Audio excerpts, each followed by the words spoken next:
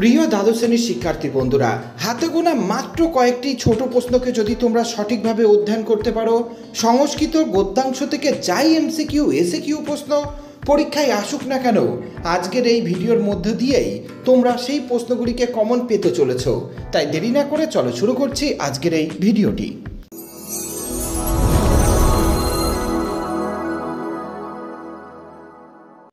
প্রথম প্রশ্ন, স্কন্দরাজ রচিত গ্রন্থটির নাম কি?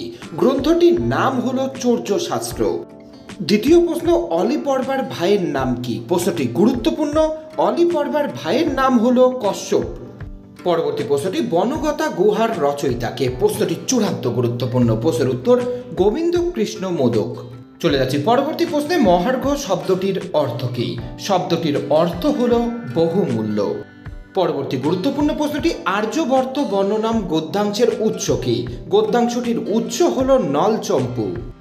ভগীরথ কোন বংশের রাজা ছিলেন? এই প্রশ্নটিও কিন্তু গুরুত্বপূর্ণ। প্রশ্নের উত্তরটি হয়ে যাবে ইক্ষ্বাকু বংশের রাজা ছিলেন। আর্যাবর্ত বর্ণনাম গদ্যাংশটি নলচম্পুর কোন উচ্ছ্বাসের অন্তর্গত? এটি অন্তর্গত প্রথম উচ্ছ্বাসের। পরের প্রশ্নটি, দস্যু সর্দার কাকে উদ্দেশ্য করে গুহা খোলার মন্ত্র পড়ল? গুহা খোলার মন্ত্র পড়ল স্কন্দরাজকে উদ্দেশ্য করে।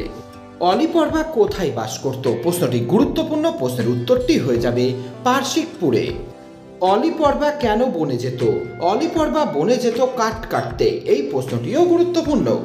পরবর্তী প্রশ্নটি, কনক শব্দের অর্থ কি? এই প্রশ্নটিও গুরুত্বপূর্ণ। কনক শব্দের অর্থ হলো সোনা। বনগতা গুহা পাঠ্যাংশে ইন্ধন শব্দের অর্থ কি? ইন্ধন শব্দের অর্থ হলো জ্বালানি কাঠ। গুহার দরজা বন্ধ করার জন্য মোট কতবার মন্ত্র পড়া হয়েছিল? মোট 2 বার মন্ত্র পড়া হয়েছিল। কোন দেবতার নাম বিনায়ক? বিনায়ক হলো গণেশ দেবতার নাম। আর্যাবর্তের নদী তটের রং কি ছিল? নদী তটের রং ছিল পিত। আর্যাবর্ত বর্ণনামের রচয়িতাকে? এই প্রশ্নটিও গুরুত্বপূর্ণ। রচয়িতা হলেন ত্রিবিক্রম ভট্ট।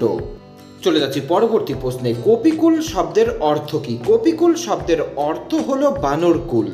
পরবর্তী গুরুত্বপূর্ণ প্রশ্নটি, সাম কি? সাম হলো এক প্রকার বেদ। নাকলোক শব্দের অর্থ কি? নাকলোক শব্দের অর্থ হলো স্বর্গ। প্রশ্নটি গুরুত্বপূর্ণ। চলে যাচ্ছে 20 নম্বর দাগের প্রশ্নে, আর্যবর্ত বর্ণনামের মূল গ্রন্থটি কি ধরনের কাব্য? এটি একটি চম্পু কাব্য। প্রশ্নটি গুরুত্বপূর্ণ। পদে পদে ধন্দা, ধন্দা শব্দের দ্বারা কাকে বোঝানো হয়েছে? প্রশ্নটি গুরুত্বপূর্ণ। ধন্দা শব্দের দ্বারা কুবেরকে বোঝানো হয়েছে।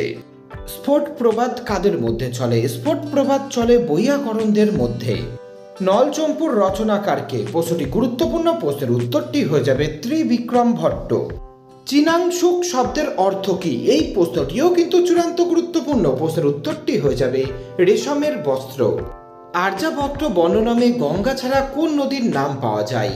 এখানে পাওয়া যায় চন্দ্রভাগা নদীর নাম। গণ্ডকোত্থানং কোথায় দেখা যায়? গণ্ডকোত্থানং দেখা যায় পার্বত্য ও বনময় ভূমিতে। প্রশ্নটি গুরুত্বপূর্ণ। চম্পু শব্দের অর্থ কি? চম্পু শব্দের অর্থ হলো গদ্য পদ্য মিশ্রিত কাব্য। আর্যাবর্ত শব্দের অর্থ কি? আর্যাবর্ত শব্দের অর্থ আর্যদের জন্মস্থল। ভগীরথ কোন নদীকে মর্তে আনেন? ভগীরথ মর্তে আনেন গঙ্গা নদীকে। চলে যাচ্ছি 30 নম্বর দাগের গুরুত্বপূর্ণ প্রশ্নে, তুসনিম শব্দের অর্থ কি? তুসনিম শব্দের অর্থ হলো নিঃশব্দ। বিশতিদ্বয়ম পদের অর্থ কি? বিশতিদ্বয়ম পদের অর্থ হলো 40। বনগতা গুহা গল্পটি কোন গ্রন্থের বা কোন মূল উৎসের অন্তর্গত? প্রশ্নের উত্তর চোরচত্তা ঋংসিকতা গ্রন্থের অন্তর্গত। অলি পর্বার পিতা ছিলেন? অলি পর্বার পিতা ছিলেন পক্ষপাতহীন। অলি পর্বা কখন বনে যেতেন? অলি পর্বা বনে যেতেন ভোরে।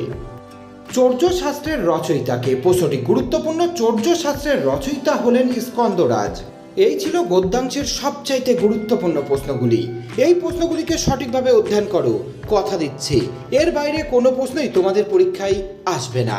ভিডিওটি সম্পূর্ণ দেখার জন্য অসংখ্য ধন্যবাদ।